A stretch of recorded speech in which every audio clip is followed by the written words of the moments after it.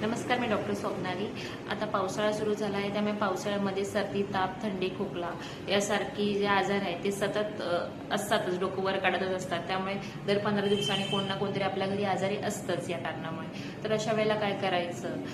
तर सतत आपण औषधं तर बाहेरची खाऊ शकत नाही, त्यामुळे एक असा रोगप्रतिकारक काढा मी तुम्हाला सांगणार आहे, म्हणजे जो या काळात खूप काम देईल। पहिली गोष्ट म्हणजे तुम्हाला एक एक कप पाणी घ्यायचं आहे आणि त्याच्यामध्ये अर्धा चमचा दालचिनी पावडर, पाव चमचा सुंठ पावडर आणि 4 ते 5 पुदिन्याची पानं टाकायची आणि हा काढा 1 कपचा उकळून अर्धा कप होईपर्यंत करायचा आणि तो अर्धा कप तुम्हाला रोज सकाळी जर उपाशीपोटी खाल्ला तर त्याचे जबरदस्त इफेक्ट तुम्हाला जाणवतील।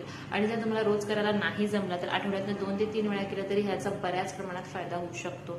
तुमच्या घरी जर लहान मुलं आहेत, तुमच्या घरी वयस्कर माणसं आहेत आणि ह्यांना सतत सर्दी, ताप, थंडी, खोकला यासारख्या आजारांसाठी ग्रस्त असतात, त्यामुळे अशा वेळेला हा काढा तुम्ही नक्की करून पहा आणि मला कमेंटमध्ये सांगा कसं